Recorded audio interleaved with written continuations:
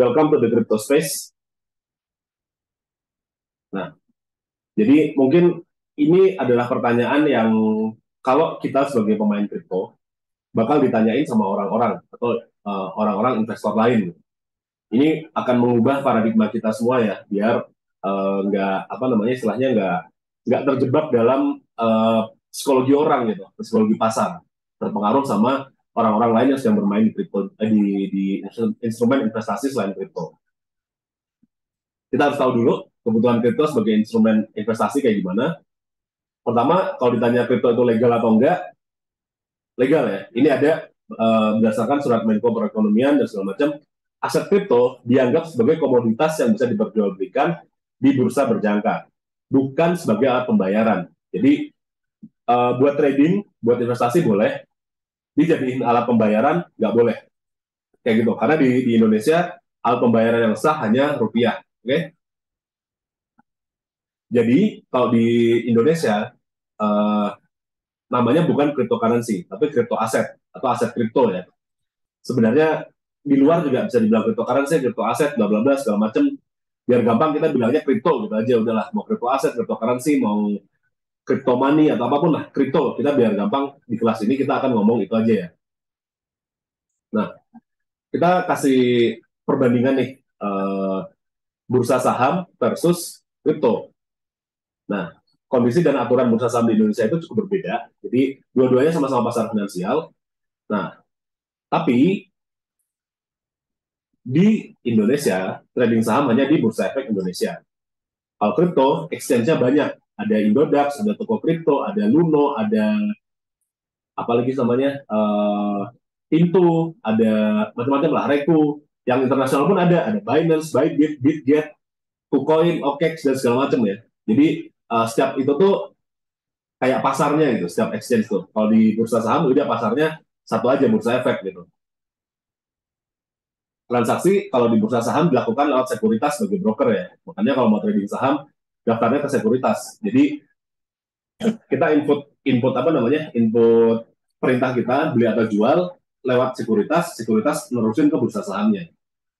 Kalau di bursa kripto untuk yang spot ya, ya kita lakuin langsung oleh nasabah. Jadi kita langsung input transaksi, input perintah transaksi sama sama kita sendiri langsung ke pasarnya gitu, ke Binance, ke Bybit dan lain-lainnya gitu.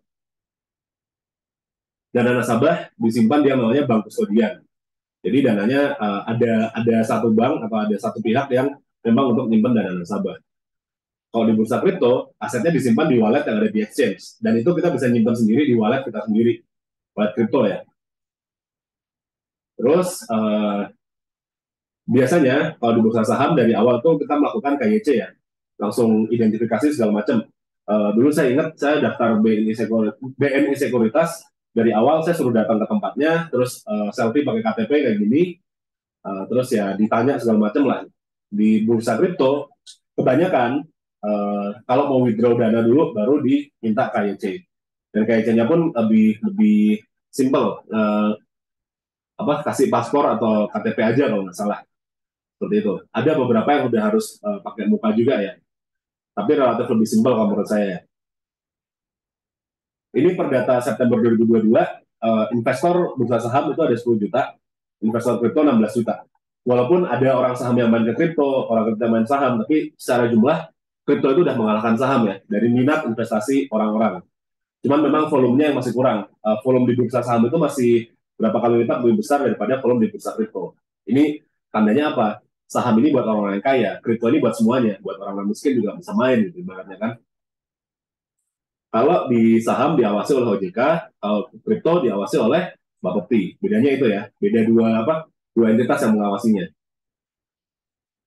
Tentang exchange atau bursa kripto di Indonesia, kalau di Indonesia ini sudah terdaftar di Bapepti ya. Ada toko kripto, Indodax, Pintu, Reku dan segala macam. Yang di luar internasional itu tidak terdaftar di Bapepti. Binance, Bybit, KuCoin, OKX, Bitget dan lain-lainnya. Nah, biasanya orang suka nanya, nggak terdaftar di Bapepti itu ilegal dong atau scam dong atau gimana gitu. Dan mereka biasanya kalau nggak salah itu diblok ya sama Kominfo ya.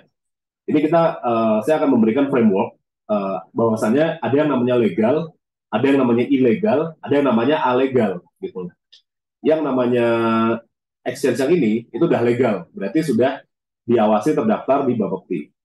Yang ilegal ini biasanya contohnya ya sebenarnya situs judi, karena secara hukum di Indonesia kita nggak boleh melakukan judi gitu, kayak gitu. Nah, yang ini yang tidak terdaftar di Bapepti ini bukan berarti mereka ilegal, tapi mereka masuknya alegal ya. Ini pendapat saya ya. Karena sebenarnya nggak ada aturan yang melarang kita bertransaksi di sana. Karena kan kita mainnya pakai biasanya stablecoin ya, USDT. Dan USDT itu bukan uang, bukan rupiah. Kita tidak bertransaksi di sana, tapi kita beli USDT, USDT-nya ditransaksikan di sana. Misalkan kayak gitu. Atau USDC atau BUSD segala macam lah. Berarti kan itu sama aja dengan bertukar token ya, ibaratnya ya. Mungkin kayak in-game currency. Jadi sebenarnya ini kalau saya bilang pendapat saya ini adalah alegal. Jadi nggak ada aturannya. Bukan berarti kalau kita ke apa namanya, kalau kita melakukan transaksi di sini kita bisa ditangkap polisi, bukan berarti seperti itu. Jadi alegal, tapi tidak resmi aja gitu, seperti itu. Nah, sekarang kita bahas ke tentang Bitcoin. Ini bubble atau bukan sih?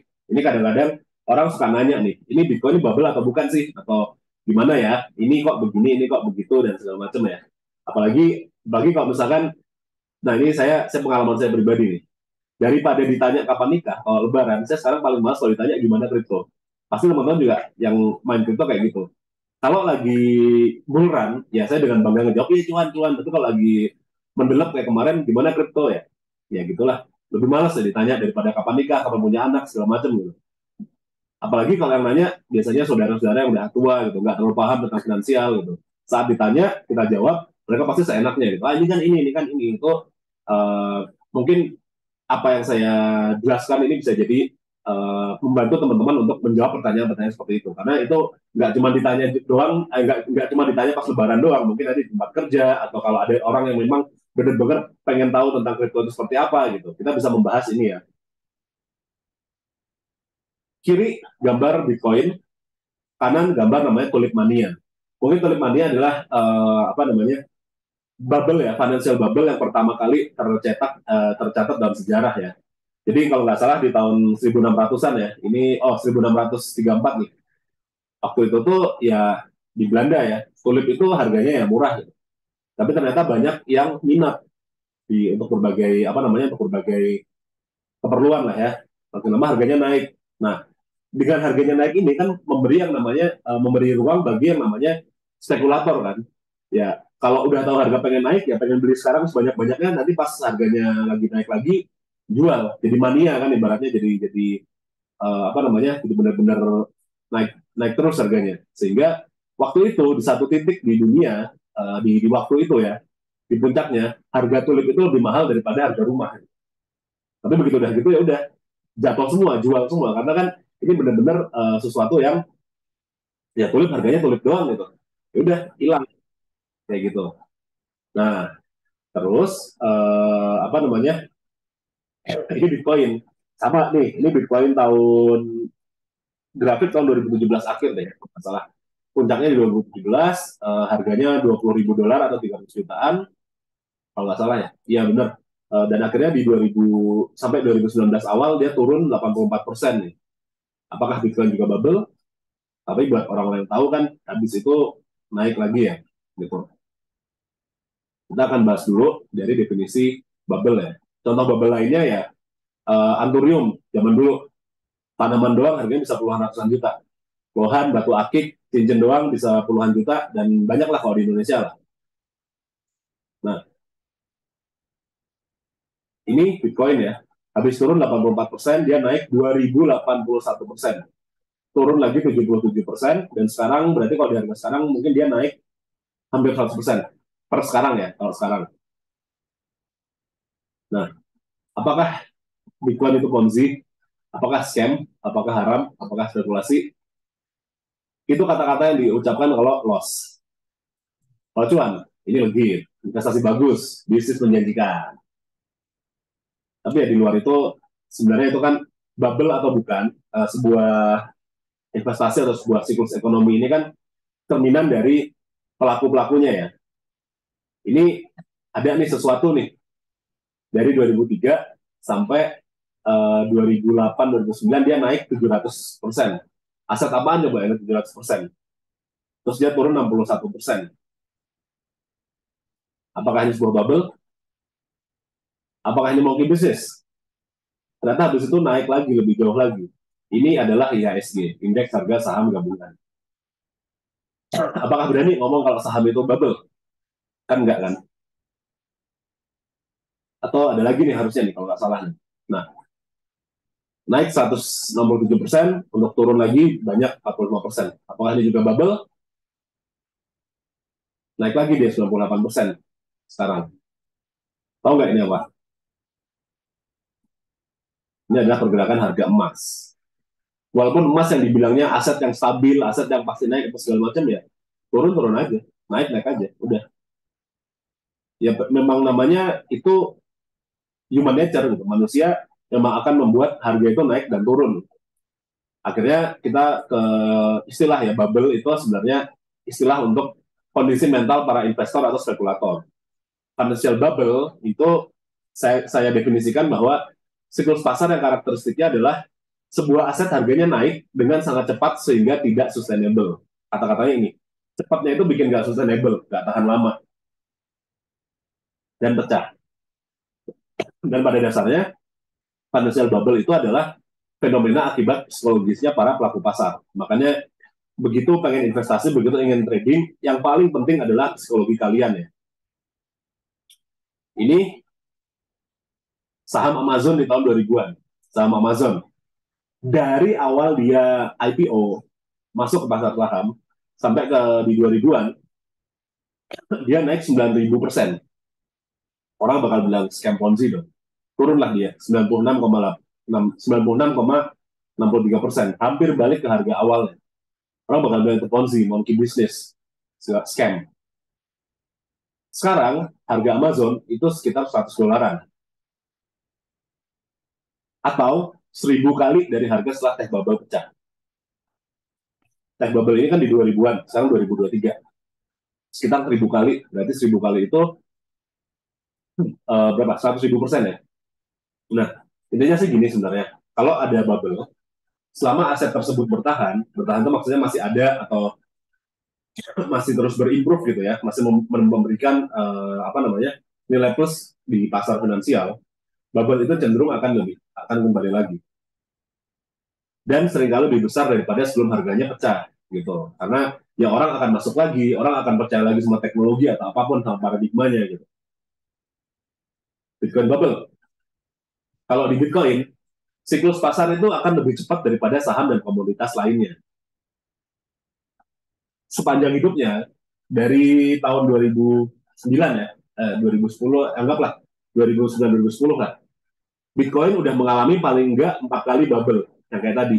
Naik jauh banget, turun crash, untuk nanti naik lebih besar lagi dari sebelumnya. Di 2017-2018, saat bubble Bitcoin pecah, sampai 2019, Bitcoin turun 84%. Dan 84% itu dia naik 2000%. Terus turun sekarang 77%, dan nggak tahu nih berikutnya dia mau naik berapa kali lagi, kita belum tahu. Sebenarnya prinsipnya bukan menghindari atau membenci bubble, tapi kita gimana memahaminya dulu, bubble itu apa fenomenanya. Nah, nanti kita tinggal mengambil keuntungan dari psikologi orang-orang banyak tadi. Orang-orang banyak tadi kan ya, karena bubble itu semakin banyak orang yang masuk ke dalam pasar secara agresif, semakin harganya naik. Jadi ya saat harganya udah agresif naik banget ya, udah mulai hati-hati gitu saat masuk ke dalam apa namanya, ke dalam pasar biar nggak kena bubble-nya gitu kan. Nah, pokoknya siklus pasar itu adalah psikologi orang ya. Orang dikasih duit pasti dengan kesempatan cuan gede pasti kemungkinannya cuma dua, takut loss atau greedy gitu. Ini ada contoh cerita lucu ya sebenarnya. Kita semua tahu lah Isaac Newton ya. Newton itu kan ilmuwan yang mungkin ilmuwan yang paling salah satu yang paling terkenal atau paling well established ya. Dulu ada saham namanya saham South Sea ya. Ceritanya Newton masuk masuk nih pakai duitnya dia sebagai ilmuwan terkenal dan masuk cuan, keluarlah dia dengan bahagia. Ternyata dari situ Nggak lama kemudian ada temannya Newton yang masuknya bareng juga kalau nggak salah. Jadi kaya dia di sini. Nah Newton jadi FOMO dong, jadi maruk dong. Masuklah dia di sini di pucuk atas. Nggak lama turun, bangkrut dia. Jadi ilmuwan terpintar di dunia pada saat itu pun ilmuwan yang menemukan gravitasi, teori tentang gravitasi, hukum Newton yang dipakai di fisika, ilmuwan yang menemukan kalkulus sepintar itu pun masih bisa rek juga gitu. Karena kenapa? Karena Newton masih manusia, dihadapi dengan uang ya nggak bisa semudah itu, nggak bisa sepintar itu gitu. Ini kejadian nih terkenal. Googling aja ceritanya. Makanya kita mulai merasa bahkan Newton pun bisa rek gitu, selevel Isaac Newton. Di sini menunjukkan bahwa siklus pasar itu umumnya terjadi karena perilaku dan emosi manusia. Perilakunya perilaku apa ya? Perilaku kayak si Newton sama temannya ini. Gitu. Kadang-kadang kita nggak rela ngeliat teman kita jadi kaya gitu di sini. Ya padahal kalau si Newton masuk di sini, exit di sini mungkin dia udah cuan berapa kali lipat. Tapi lihat temannya kaya, maruk dia, jebret masuk, loss lah dia. Takut, tidak percaya, iri, serakah, panik, keluar semua sebenarnya nanti di pasar finansial. Nah, dari situlah saya mau ngajarin ini yang penting nih untuk memulai investasi kripto ada namanya Wall Street cheat sheet atau siklus ekonomi. Kita memahami yang namanya psikologi siklus pasar. Googling aja ini banyak banget di internet, tapi saya mau ngejelasin dulu tentang ini apa aja ya. Sebenarnya di Bitcoin, di saham Amazon, di segala macam itu kayak gini tuh ya kurang lebih gambarnya kayak gini gitu. Jadi naik, makin lama naiknya makin curam, terus naiknya gagal, turun, turunnya curam, terus mulai diem nggak jelas, nanti naik lagi, balik lagi ke sini. Kalau kita lihat, kita balik lagi dulu ya ke yang tadi Bitcoin. Kita cari gambar yang jelas. Ini yang emas ya. Kita balik dulu. Ini yang IHSG. Nah, naik, curam, di sini kondisi pasar, kondisi orang-orang ngomong semuanya. Banyak orang pengen jadi trader, banyak orang yang segala macam new paradigma lah, benar-benar financial freedom bla bla bla gitu.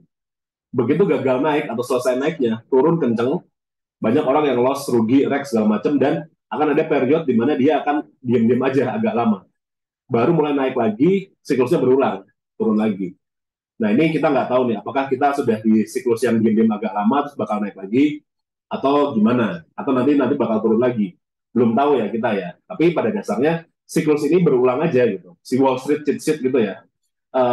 Di internet namanya Wall Street cheat sheet. Cuman orang ngomongnya namanya siklus ekonomi. Kita balik lagi dulu ke slide yang tadi ya. Sorry agak panjang. Oke, ini ya tadi ya. Nah, pokoknya perhatikan pergerakan harganya itu emosi dan faktor psikologis. Mungkin kita mau nge-reflect dulu nggak ya? Biasanya ada istilahnya disbelief. Disbelief itu nggak percaya. Di sini kata-katanya, this rally will fail like the others. Ah lah, naiknya sini doang, ntar juga turun lagi. Pasti kayak gitu kan. Lalu hope, recovery is possible. Wah, naik nih, asik nih, gitu kan. Oh, udah naik segini persen nih. Gitu. Habis itu, naiknya akan cenderung mulai lebih curam atau lebih cepat. Mulai yang namanya optimisme. Di sini mulai yang namanya FOMO atau mulai apa namanya retail atau mulai dipanas-panasin, dipom-pom gitu ya. Weh, mulai naik nih, Bitcoin naik nih, atau apapun lah sebenarnya jangan Bitcoin doang ya, tapi ada suatu aset gitu. Weh, naik nih, asik nih. Lalu habis optimisme ke belief atau percaya. Oke, sip, all in. Padahal sebenarnya udah, sorry, padahal sebenarnya naiknya udah jauh. Mungkin dari belief sampai disbelief ini mungkin udah 3 kali lipat gitu. Tapi karena dengan begitu banyak orang-orang masuk, istilahnya ya retail atau mungkin orang bilangnya stupid money, ya mulai masuk trail lah. Wih banyak nih, semua orang, ayo beli beli beli beli. Ingatlah di tahun 2020 akhir 2021 awal sampai artis masuk, influencer masuk, bahkan influencer yang atau artis yang nggak ada hubungannya sama kripto tiba-tiba bahas kripto itu semuanya udah mulai, wah begini gini gini bla bla bla. Bahkan bahkan mungkin influencer yang tadinya cuma kontennya gitu-gitu doang, jokes doang, mulai ngebahas ini tuh investasi masa depan. Lo beli token ini nanti bakal naik bro, bakal kaya. Mulai kayak gitu. Itu thrill. Dan di sini bahkan nanti misalkan kalian lagi cukur rambut gitu. Pak, gimana invest Bitcoin nggak?